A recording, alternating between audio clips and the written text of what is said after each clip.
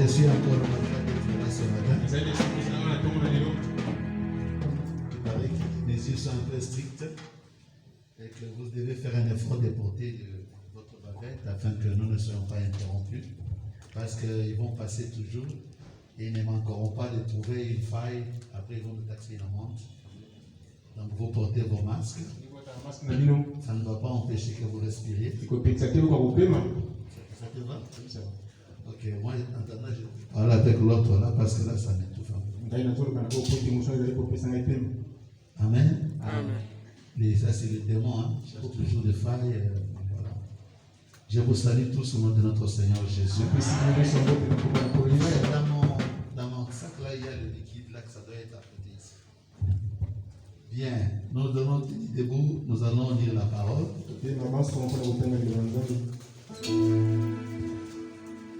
Portez toujours des masques. Et nous allons, on va mettre du temps un peu seulement. Nous allons parler pendant quelques minutes, après on va finir. Prenons nos livres.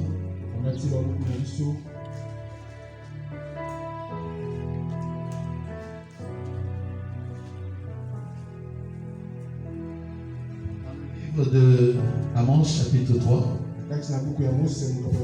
On commence à partir du premier verset. Écoutez cette parole que l'Éternel prononce contre vous, enfants d'Israël, contre toute la famille que j'ai fait monter du pays d'Égypte. Je vous ai choisi, vous seuls, parmi toutes les familles de la terre. C'est pourquoi je vous châtierai pour vos iniquités. 2 hommes marchent-ils ensemble sans en être convenus? Le lion rugit-il dans la forêt sans une proie? Le lionçon pousse-t-il des cris du fond de sa tanière sans avoir fait une capture? L'oiseau tombe-t-il dans le filet qui est à terre sans qu'il y ait un piège? Le filet s'élève-t-il de terre sans qu'il y ait rien de pris? Sonne-t-on de la trompette dans une ville sans que le peuple soit dans l'épouvante? Arrive-t-il un malheur dans une ville sans que l'Éternel en soit l'auteur? Car le Seigneur ne fait rien sans avoir révélé ses secrets à ses serviteurs les prophètes. Les lions rugis, qui ne seraient effrayés? Le Seigneur parle, qui ne prophétiserait? Seigneur notre Dieu, alors que nous sommes assemblés ici ce matin, puisses-tu nous aider que nous puissions parler pendant quelques moments. Nous sommes très contents de voir ton peuple qui a soif de toi. Puisses-tu mettre le prédicateur hors du chemin et apporte-nous du pain quotidien. Que ces paroles puissent vivifier nos âmes. Où que parviendra aussi cette vidéo, que ça puisse bénir ceux qui l'entendront. Dans le nom de Jésus, nous avons ainsi demandé. Amen. Que le Seigneur vous bénisse, mes frères. Ce matin, j'avais voulu parler sur un petit sujet, sur l'amnésie spirituelle. C'est pas. C'est une masque dans le cas. Bien. Il y a la chaleur, c'est pas comment ça va se passer. Ouvre un peu le ventilo là.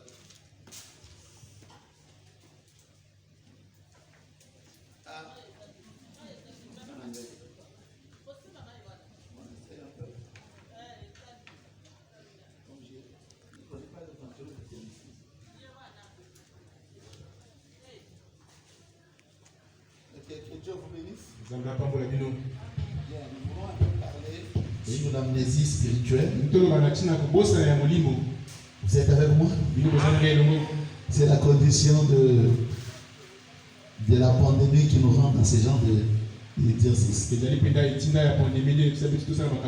comme on nous donne encore le temps de communiquer, communiquer. Bien, nous voulons d'abord parler, définir un peu qu'est-ce qu'on appelle l'amnésie. L'amnésie, c'est une maladie. Les problèmes des yeux. On commence à prendre.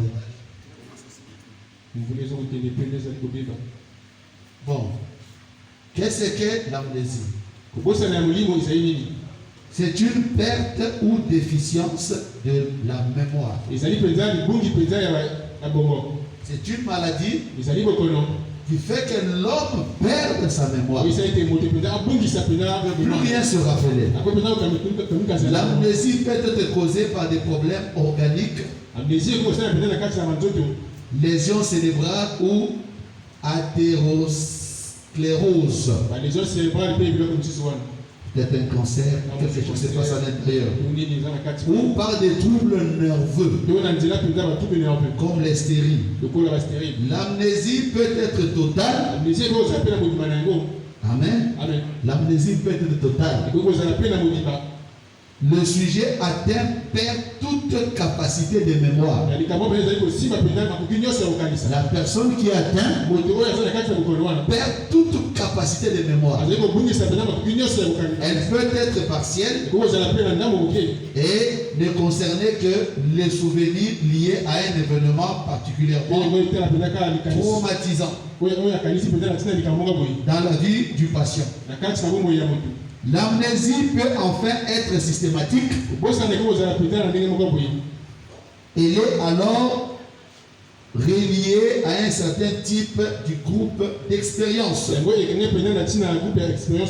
Bien, mes chers frères et sœurs, nous sommes en train de parler un peu de l'amnésie.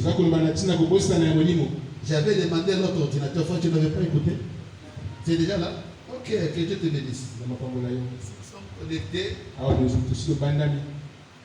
beaucoup d'ordinateurs ici.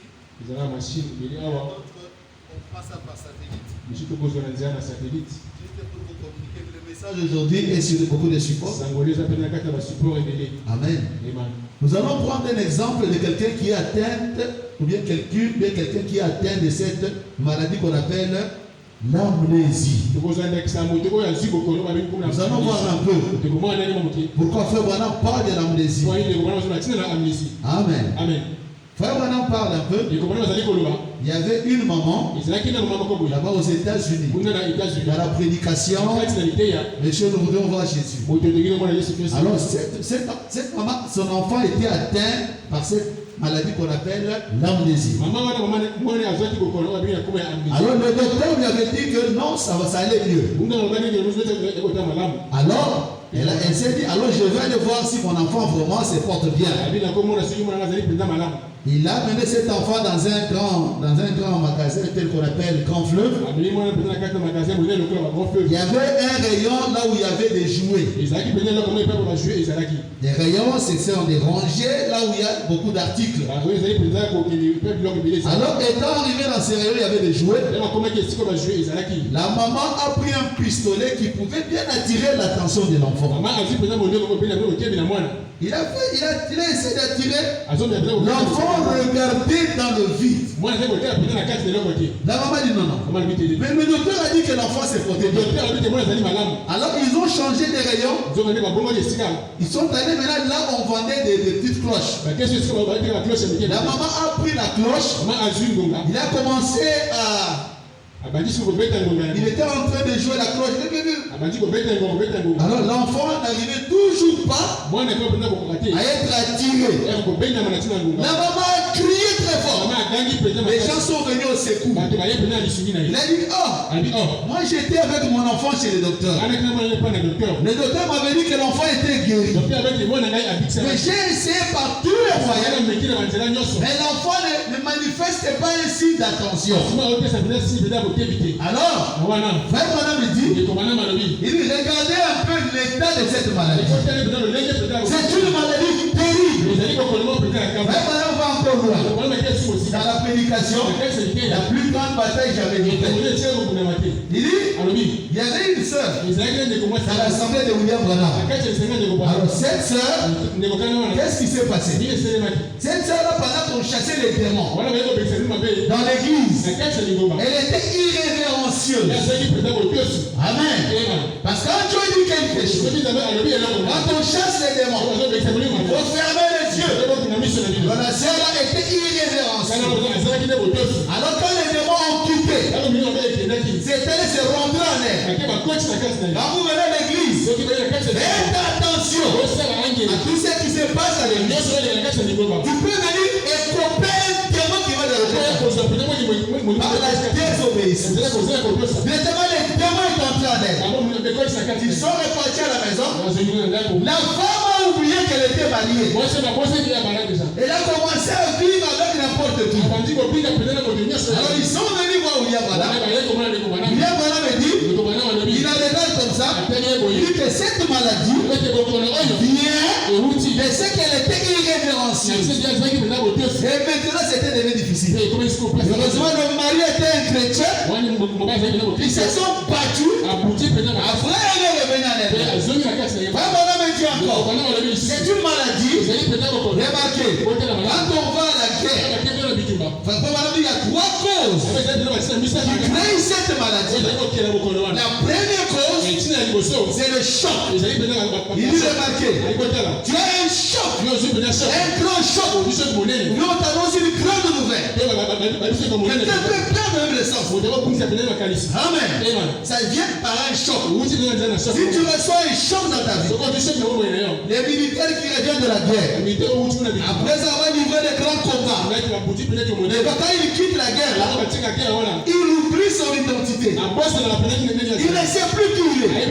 Il a tout oublié. Et après, il peut continuer à manger. On peut lui montrer, voici ta femme, voici tes enfants. Il ne se rappelle plus. C'est un choc. Est-ce que vous êtes avec moi? Est-ce que vous apprenez quelque chose? Il dit que ça vient aussi quand quelqu'un a des soucis, des inquiétudes. Vraiment, me dit, dans les inquiétudes, il n'y a pas de vertu. Moi, j'ai besoin de t'inquiéter, de te soucier. Quand tu as un problème, il faut très bien de prier. Parce que tu peux t'inquiéter autant que tu le voudras. Cela ne va rien changer.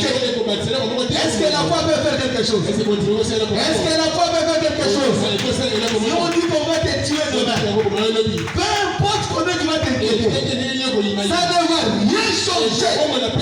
Alléluia. On dit que quel événement est devant toi?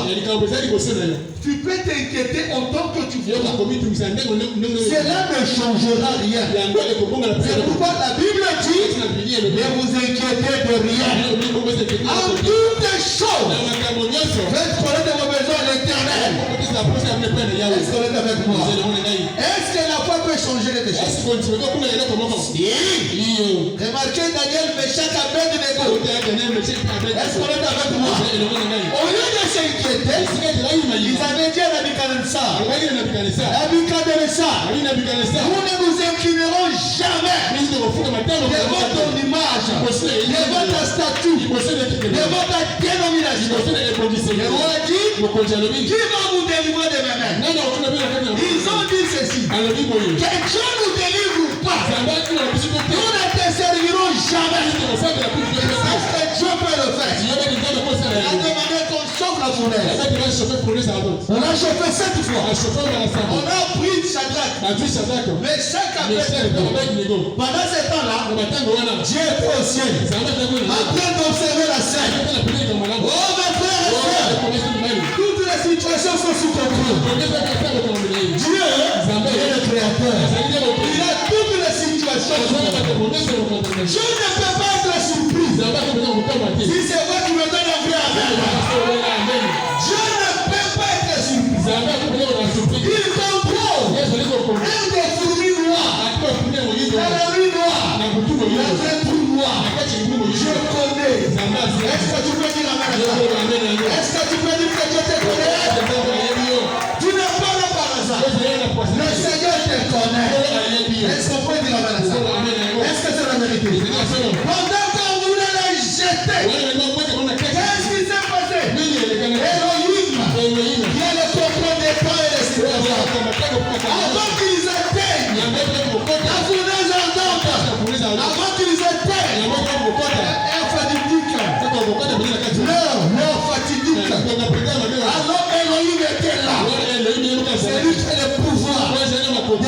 de la mort. Il ne peut pas te laisser faire. C'est lui qui garde Israël. Il est corps. Il est sommeil. Si tu es un enfant de Dieu, chaque situation est sous contrôle. Dieu contrôle. S'il avait des chats, à peine de l'eau, ce matin il va t'aider. Tu peux dire amen à ça? Est-ce que tu peux dire amen à ça? Dieu contrôle toujours. Toutes les situations sont sous son contrôle. Et chacun de mes chats croyait qu'il était fini pendant qu'il descend de là-bas. Le Dieu en qui ils avaient prêté confiance, la colonne de feu a sorti d'eux. C'est interposé entre eux et leur ennemi. Ils ont senti. Il y avait quelqu'un. La parole est faite chair. Jésus vivant. Il était là-bas devant. Le Dieu que tu as cru là, il est en toi comme la parole. Mais quand tu auras un problème, il va sortir. Alléluia. Il va s'interposer entre toi et ton ennemi. Alléluia. Voilà la foi à travailler. Les gens vont jeter dans la foi. Dieu est venu, il les a arrachés. Ce n'est pas seulement une seule fois. Il y avait Daniel. Il était resté ferme. Le roi lui a dit, le roi était son ami. Mais les gens qui entouraient le roi étaient contre lui. Parce que Daniel était prospère. Parce qu'il avait eu l'esprit de Dieu.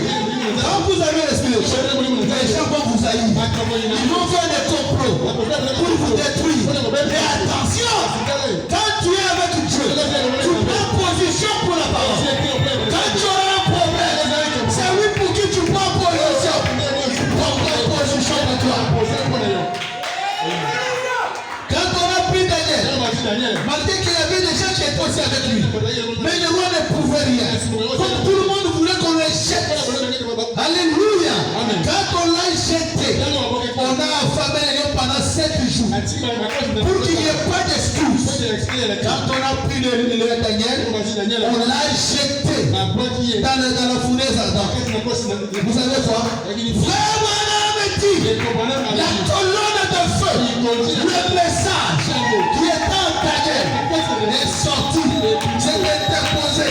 Quand les lions voulaient comme ça, les lions ont peur du feu. Le feu là s'allumer. La colonne de feu là, c'est la couleur du feu. Quelqu'un peut dire amen à ça. Pas seulement pour faire peur aux animaux, pour faire peur à Satan, pour faire peur aux sorciers. Est-ce que tu peux dire amen à ça? Le message que tu crois, auquel sorcier ne peut t'enfumer. Il ne peut pas. Alléluia. Au sein de l'ensemble de la terre, ça va accompagner la yon. Parce que la colonne de feu là, si c'est votre qui est dans les frères. Alléluia. Il est sorti, il a foi à travailler. Il est un secours qui ne manque jamais. Au temps de la détresse. Quand plus rien ne peut t'aider, alors le ciel va t'aider. Alléluia. Quand il n'y a plus personne, c'est dans ces moments-là que Dieu va commencer. Dans les inquiétudes, il y a l'amnésie. Quand il y a des inquiétudes, les gens perdent leur nature. Dans les pays développés, vous verrez que des personnes qui ont assez de dettes, ils deviennent des clochards. Pourquoi? Des problèmes les rendent un peu dans cet état d'amnésie. Il y a autre chose encore. C'était quoi? Quand vous êtes devant un chemin, il est devant deux opinions. Quand il n'arrive pas à choisir, il tombe dans l'amnésie. Bien, mais nous allons aborder les choses. C'est pourquoi j'ai voulu parler de l'amnésie. Quand madame le dit, le prophète Amos, il était sur la montagne. Alors il est descendu à Samarie. Arrivé à Samarie, une ville touristique. Il y avait des beautés. Il y avait tous les charmes là-bas. Les touristes venaient, ils appréciaient. Mais quand il est venu, il n'a pas regardé ça. Il a regardé la parole de Dieu. Que les gens, il y avait une déchéance morale. Les gens étaient loin de Dieu. Il est venu. Pendant que les autres prédicateurs avaient peur de condamner le péché, ils trouvaient l'esprit qui venait n'importe quel jour. Les gens s'attendaient n'importe quoi. Il y avait une décadence. Alors le prophète a dit, c'est pas possible. Mais ils ont la parole. Comment ils se retrouvent encore dans cette chose? Et il a dit simplement, il a fait le diagnostic. Il a compris que les gens étaient malades. l'amnésie. Ils ont oublié quelle était leur identité. On voit un chrétien qui commence à fumer, faire du n'importe quoi. Alléluia. Les gens qui sont mariés prennent des femmes comme ça. Voilà un peu l'amnésie spirituelle. Ils oublient que nous nous habillons correctement. Ils savent ce que dit la parole. Que la parole interdit. Interdit cela. Au lieu d'appliquer cela, ils sont tombés dans l'oubli. C'est une maladie. Quand on fait le diagnostic, on va leur dire le salaire du péché, c'est la mort. Est-ce qu'on peut dire ça? Voilà un peu la condition. Tu as oublié que tu es une chrétienne. Aujourd'hui, avec la pandémie, les gens ont oublié leur identité. Vous avez oublié que nous sommes en train d'aller au ciel. Vous vous mettez maintenant beaucoup de pactes, dans beaucoup de choses sales, en train d'oublier votre identité. C'est une maladie grave. Et Dieu parle maintenant. Quand le prophète est arrivé, il a regardé. Il n'a pas vu ce que les autres voyaient. Il n'a pas regardé comme les prédicateurs pentecôtistes qui faisaient des compromis. Il a ouvert le drap. Il pouvait citer chaque chose par son nom. Il dit que si vous continuez comme ça, vous allez mourir. C'était un prophète. On ne connaissait pas d'où il venait. Mais il a pu diagnostiquer. Il a compris. Surtout en ce temps. Après. Post-coronavirus. Maintenant, c'est le moment de vous prêcher. L'amnésie spirituelle. Les gens tombent dans l'amnésie. Tu oublies la parole de Dieu. Les exigences de la parole de Dieu. Même les ABC. Comment tu en es arrivé là? On appelle ça l'amnésie. Les gens qui oublient leur identité. Ils oublient qu'ils sont des chrétiens. Alors ils se livrent à n'importe quelle vie. Mais il y a un prophète qui est plus que Amos. Le plus de tous les prophètes. C'est William Marion Branham. Il va te dire, mais l'enfer est là. Il y a quelque chose à faire. C'est repentir. Et de commencer à jouer. Sinon, pour quitter l'amnésie, la chose à faire, ce n'est pas de copier ton voisin. C'est de voir toi-même que je suis en danger. Pendant que tu respires, c'est le moment de revenir. Je dois m'arrêter là. Que le Seigneur vous bénisse.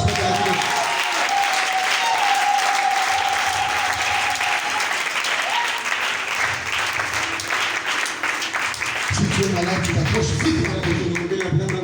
Tu oublies même d'obéir à la parole. Même les devoirs chrétiens. Même prier. Lire la Bible. Vivre comme un chrétien. Vous commencez à vous habiller comme des païens. C'est venu, vous avez des amitiés avec les mondes. Et puis quand un chrétien peut avoir des amis. Vous vivez comment comme le monde? On m'a dit qu'il y a des frères qui commencent à jouer même au jeu de Ngola. Le Ngola, c'est le plus de sorcier. Qui vous joue le Ngola là? Tu es sorcier. Vous commencez à jouer le jeu de cartes. Quelle amnésie! Alléluia! Des chrétiens qu'on appelle modernes, des chrétiens civilisés, mais la parole ne change jamais. Jésus-Christ est le même hier, aujourd'hui. Si tu n'es pas en règle, viens maintenant ici. Nous allons prier pour toi. Un jour, la main dans un joyeux lendemain, où je suis venu,